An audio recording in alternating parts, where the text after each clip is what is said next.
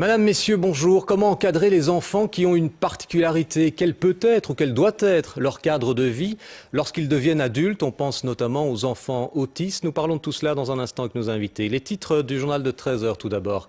Avec cette nouvelle fusillade aux États-Unis, dans une université en Californie, un homme d'origine coréenne a ouvert le feu. Il a tué 7 personnes, en a blessé 3. Ses motivations pour l'instant sont un mystère. Une mauvaise nouvelle pour les épargnants. Le leader sur le marché, BNP Paribas Fortis, a annoncé hier une baisse des taux d'intérêt de ses comptes d'épargne. Il ne rapporte plus que 1% et les autres banques pourraient suivre le mouvement. Les maisons sont trop chères en Belgique. C'est l'avis du magazine américain The Economist qui place notre pays dans le top 3 avec une surévaluation de 56%. Après 25 années de baisse, la consommation de bière à nouveau à la hausse. En moyenne, le Belge boit 79,5 litres de bière chaque année. Et puis la météo, des nuages à la mer principalement et une alternance de nuages et de soleil ailleurs dans le pays. Les températures sont comprises entre 10 et 17 degrés. L'encadrement des enfants a particularité. 2 invités avec nous. Isabelle Delphant, vous êtes présidente de l'association Alessenco à La Louvière. On expliquera pourquoi dans un instant, pourquoi ce nom.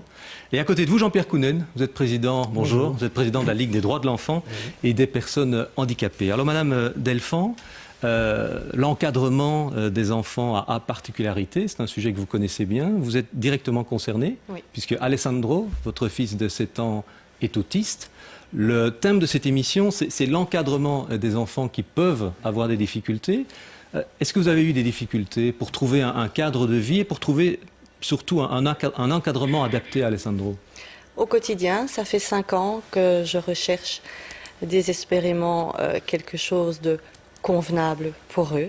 Il existe des centres en Belgique, il existe des instituts aussi, mais je reste toujours triste de voir la façon dont on les accueille, c'est-à-dire que dès que vous rentrez dans un institut pour enfants différents, le monde dans lequel ils vivent sont aussi différents. Donc rien n'est adapté, c'est vieux, c'est usé, on n'a pas envie de rentrer et on est triste de laisser nos enfants dans ces établissements. Aujourd'hui, quel est l'encadrement au quotidien de votre fils Alessandro? Alessandro est depuis 1 an dans un centre psychiatrique en internat. Mes problèmes personnels m'ont obligé à l'y amener. Il sortira bientôt. Mais là, je dois avouer que les progrès qu'Alessandro a pu faire sont extraordinaires. Donc cet encadrement en internat lui a convenu. Est-ce que c'était la particularité, sa particularité? En tout cas, pour lui, ça a bien fonctionné. Monsieur Kounen, on parlera dans un instant des enfants qui ont des difficultés, qui ont des particularités, qui malgré tout peuvent aller dans l'enseignement ordinaire. Malgré tout, pour les enfants qui ont davantage de difficultés, on en parlait il y a un instant, est-ce qu'il existe suffisamment de centres adaptés en Belgique ou est-ce qu'il en manque cruellement? Il en manque énormément. Sur Bruxelles, on estime à 2700 enfants environ qui un jour ou l'autre auront besoin à moyen ou à court terme d'un encadrement, soit d'hébergement de longue durée, soit un encadrement de jour. Donc ça, c'est pour les enfants. On peut doubler pour les adultes, parce que les enfants, un jour, deviendront adultes. Alors, sur la région wallonne, on multiplie par 3,5. Donc, clairement, si on doit créer 60 centres sur Bruxelles, il faut compter 200 centres sur la région wallonne. On est en gros, c'est ce qui manque actuellement en communauté française. Et donc, pour la plupart des parents, il y a un délai d'attente important. Que deviennent, entre guillemets, ces enfants lorsque on a fait des demandes et lorsqu'on attend? On a eu plusieurs témoignages, des gens qui nous disent on attend des mois, voire des années. Tout à fait. Il n'y a pas d'autre solution que de le garder à la maison. Et c'est le cas de madame. La plupart dans les familles, la plupart des mamans arrêtent de travailler parce qu'un enfant est à la maison et que cet enfant a besoin constamment d'être encadré. Et donc, ce sont des gens qui ne sont pas formés, mais ça veut dire aussi que la famille est complètement déstructurée. C'est un salaire en moins. Ça veut dire c'est aussi des parents qui ne sont plus socialisés. L'enfant ne l'est déjà pas. Les parents restent à la maison, dans le cocon familial. Et donc, c'est toute une famille qui est en détresse. Ce n'est pas qu'un enfant, c'est toute une famille. Et donc, il y a une perte des repères sociaux. Il y a les amis qui s'en vont parce qu'un enfant porteur d'un handicap, c'est lourd à présenter aussi, à porter. Mais alors, quand on doit aller dans la famille, quand on doit aller souper chez des amis, c'est très difficile aussi. Le regard des autres, Madame Delphant, quand on a un enfant différent, c'est quelque chose que l'on ressent au quotidien. On parle de la famille, on parle des amis, mais il y a aussi peut-être l'environnement, le voisinage. Comment ça se passe pour vous? Tout à fait. Moi, j'ai l'habitude de dire on est laissé à l'abandon. Et c'est vraiment ça. Comme monsieur le disait très justement, la famille a beaucoup de difficultés, les parents aussi. Et on est vraiment mis à part. On nous laisse dans un environnement Un sentiment de solitude, si je comprends bien. complet, mais c'est la famille entière, donc c'est les parents, mais si vous avez d'autres enfants, les autres enfants en souffrent aussi. Et le regard des autres, évidemment, est terrible. Moi, j'ai un adolescent à la maison. Quand je vais faire mes courses avec Alessandro, parce que je vais partout avec Alessandro, il est gêné parce qu'il va croiser ses copains d'école et parce que ses copains vont rire de lui. Donc la différence n'est pas encore entrée dans les mœurs des gens. Elle fait toujours aussi peur. On va passer à une première question ou une première intervention d'une téléspectatrice, Caroline Cuvelier. Ne vaudrait-il pas mieux que les enfants différents restent dans l'enseignement traditionnel? C'est mieux pour eux, c'est mieux aussi pour l'ouverture d'esprit des autres enfants. Mais jusqu'où est-ce possible? Qui prend la décision? Qui décide si un enfant doit être dirigé vers une institution spécialisée? Monsieur Kounen, permettre à un maximum d'enfants qui peuvent avoir des différences de rester dans l'enseignement traditionnel. Vous êtes instituteur, vous l'avez été en tout cas. Vous êtes instituteur, pardon. Oui. Est-ce que c'est possible? Est-ce que c'est quelque chose vers lequel on doit tendre? D'abord, c'est une obligation. La Convention des droits des personnes handicapées impose aux États signataires de créer des écoles inclusives. Inclusive veut dire l'enfant, la personne différente, l'enfant handicapé, est scolarisé avec les autres enfants dans une école ordinaire. Et donc c'est à ça que doivent tendre toutes les écoles. Alors c'est vraiment le droit. Le droit fondamental, c'est le droit international.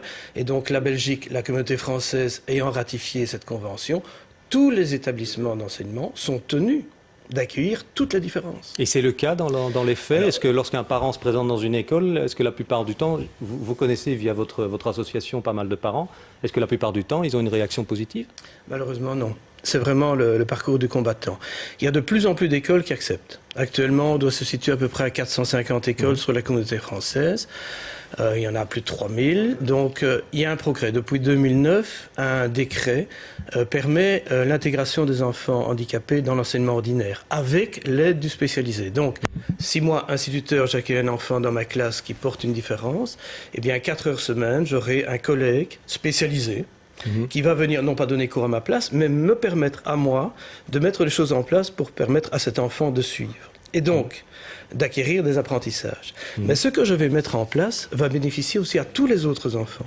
Parce que dans ma classe, j'ai plein de difficultés. J'ai des enfants qui ont des difficultés, des troubles d'attention, des enfants qui ont besoin de plus de temps pour apprendre. Eh bien, tout ce qu'on va mettre en place va bénéficier non seulement aux enfants handicapés, mais aussi à tous les autres enfants qui ont des difficultés d'apprentissage, qui sont la majorité. Aujourd'hui, il y a des écoles qui accueillent ces enfants, mais il y a toujours aussi, vous allez peut-être me contredire, mais il y a toujours aussi l'enseignement spécialisé. Est-ce qu'à terme, selon vous, l'idéal est de supprimer en quelque sorte l'enseignement spécialisé pour permettre à tous les enfants d'accéder à l'enseignement ordinaire dans lequel on accueillerait tous les enfants? Est-ce que c'est possible ou Je crois que les deux enseignements doivent être complémentaires. L'ordinaire a besoin de spécialisé. Je vous dis, si j'intègre un enfant dans ma classe, j'ai besoin d'un collègue qui a une spécialisation. Ma formation, moi, d'instituteur, et les formations en Belgique, on sait ce qu'elles sont, les enseignants sont très peu formés, est insuffisante, évidemment, pour accueillir la différence. Et donc, j'ai besoin de cette aide-là. Ces deux enseignements ne doivent pas être mis en concurrence, ils doivent vraiment travailler ensemble pour l'intégration des enfants. On va passer à une intervention suivante, une intervention qui a été postée sur notre site internet rtlinfo.be. Trouver une place adéquate pour un enfant différent est de l'ordre d'un combat perpétuel. Les listes d'attente sont longues, on en parlait. On parle de mois, voire d'années, 17 dames, c'est une maman qui parle. Et en parlant de place adéquate, il peut s'avérer que la place attendue depuis plusieurs mois n'est nullement bonne. Pas parce que l'encadrement n'est pas de qualité, mais parce que cela ne correspond pas à votre enfant, qu'il va moins bien au lieu d'aller mieux. J'envisage sérieusement, dit-elle, de déménager de 150 km pour me rapprocher d'un lieu d'accueil qui pourrait correspondre à mon enfant, abandonner tout, loin de la seule personne qui m'aide un peu avec mon enfant. Madame Delphant, une maman qui nous dit, pour trouver un centre spécialisé, je dois soit déménager, soit dans pas mal de cas, j'imagine, des parents doivent faire, ou les enfants en l'occurrence, doivent faire de nombreux kilomètres avant d'accéder à l'école adaptée ou au centre qui peut les accueillir. C'est un problème au quotidien? Oui, c'est un très gros problème. Moi-même, je faisais 120 km par jour pour aller conduire et récupérer Alessandro. Donc c'est vraiment pour ça aussi que j'ai créé mon ASBL, Alessenco, pour créer des petites maisons, les pauses cocons. Et là, on pourra accueillir les enfants qui sont scolarisés ou qui sont en centre la semaine. Donc on ira les chercher, nous, dans leurs établissements, pour éviter aux parents de devoir faire trop de kilomètres. Ils resteront jusqu'à 19h. Ils seront pris en charge par du personnel qualifié qui s'occupera d'eux. Donc ce ne sera pas une garderie. On continuera à travailler avec les enfants. Parce que dans les écoles, forcément, lorsque l'enfant reste au-delà de 16 heures, il y a un encadrement qui n'est pas adapté. Mais on ne peut pas les laisser après 16 heures. Les centres et les écoles, à 15 heures, c'est fini. C'est terminé. On ne peut pas les laisser plus longtemps. Donc les parents qui travaillent, les parents qui veulent continuer à avoir une vie sociale comme moi j'ai voulu, comme Monsieur Kuhn en a voulu, on ne peut pas le faire parce qu'on n'a personne pour s'occuper de nos enfants après ces heures-là. Et il faut que les parents puissent souffler. C'est important d'avoir une vie en dehors de la maison, en dehors du handicap de son enfant. Monsieur Kounen, des transports scolaires, notamment pour les enfants qui ont des difficultés. Est-ce que les parents n'ont pas accès davantage à ces transports-là que d'autres parents? Est-ce que ça existe ou est-ce que ça doit être mis en place? Mais les enfants qui sont scolarisés en enseignement spécialisé ont le transport scolaire gratuit. On vient les chercher à la maison, et on les conduit à l'école. Alors, évidemment, ça pose d'autres problèmes parce que on ne prend pas qu'un enfant par bus et donc il faut charger un maximum d'enfants dans un minibus ou dans un bus de taille normale, ce qui va prendre parfois, pour le premier enfant chargé le matin, ça peut aller jusqu'à 3 heures de transport pour arriver à l'école. Donc cet enfant va avoir 6 heures dans un bus sur sa journée. Et là, on parle de tous les enfants ou est-ce que c'est principalement le cas pour les enfants qui ont des difficultés? Parce que j'imagine les centres adaptés ou les centres qui peuvent les accueillir, les écoles qui peuvent les accueillir sont moins nombreuses que les écoles qu'on peut trouver au coin de la rue. Elles sont beaucoup moins nombreuses et très mal réparties. Ah oui. Donc elles sont dans des centres et si vous habitez la campagne, vous êtes à des kilomètres et il va falloir prendre le transport scolaire. Alors les parents qui ont les moyens vont conduire leur enfant en voiture, ça va prendre 20 minutes. Les parents qui travaillent, eh bien l'enfant va se payer 2 heures, 2 heures et demie, 3 heures de bus pour aller à l'école. C'est de la maltraitance. Ce sont les enfants en souffrance dans les bus. Ils arrivent à l'école, déjà ils ont un handicap, parfois très lourd, ils ne sont pas en état d'apprendre. Pourquoi est-ce qu'on les met à l'école? Mais s'il y a un bus scolaire, que peut-on faire d'autre, vais-je dire? Créer des centres supplémentaires ou demander aux parents de déménager? Mais non, c'est l'école inclusive, c'est l'école du quartier, c'est l'école du village. Pourquoi est-ce qu'on va scolariser un enfant à 30 km avec des enfants qui viennent de 30 km plus loin? C'est pas avec ces enfants-là qu'ils vont se socialiser. Avec qui va-t-il vivre sa vie d'adulte? Avec les gens du village, avec les gens du quartier, de la commune. Il faut que l'enfant puisse aller dans l'école du quartier. Tout à fait. C'est ça l'école inclusive. C'est dire, je franchis la porte de ma maison, je fais 200 mètres, je suis à l'école. On n'a peut-être pas le temps vraiment de lire le mail suivant. Je vais le résumer parce que c'est une problématique intéressante et j'aimerais vous entendre là-dessus. C'est une maman à nouveau qui a un enfant qui a des difficultés et elle témoignait de son angoisse de voir son enfant grandir et de devenir adulte en se demandant que va devenir mon enfant lorsqu'il sera adulte. Est-ce que c'est une préoccupation que vous avez également, Madame Delfant? Bien sûr. Voilà, le projet d'école, c'est merveilleux. Pour le cas d'Alessandro, qui est un autiste sévère, je ne pense pas qu'un jour il puisse suivre l'école. Après l'école, en fait, qu'est-ce qui se présente à ces enfants? Rien. Et qui ont besoin d'un encadrement? Rien, ce sont les institutions psychiatriques. Et ça, vous ne le voulez pas, bien entendu. Jamais Alessandro ne terminera ses jours dans une institution psychiatrique. Et votre objectif, c'est quoi? C'est de faire en sorte qu'on puisse créer des centres qui puissent accueillir des gens comme... Absolument. Des enfants comme Alessandro qui deviendront donc adultes? Ce sont les adultes de demain, il faut les traiter avec respect. Ce sont des enfants merveilleux. Et effectivement, moi je voudrais qu'on puisse créer des cellules pour eux, spécialisées, mais pas psychiatriques. D'accord. C'est donc le combat de votre association. C'est aussi l'un des combats de la Ligue des droits de l'enfant et des personnes handicapées. Merci à tous les deux d'avoir participé à l'émission. Demain, nous parlerons des comptes d'épargne. Vous l'avez entendu, les intérêts sont à la baisse. 1% d'intérêt chez BNP Paribas Fortis. On en parle demain dans un instant, le journal de 13h.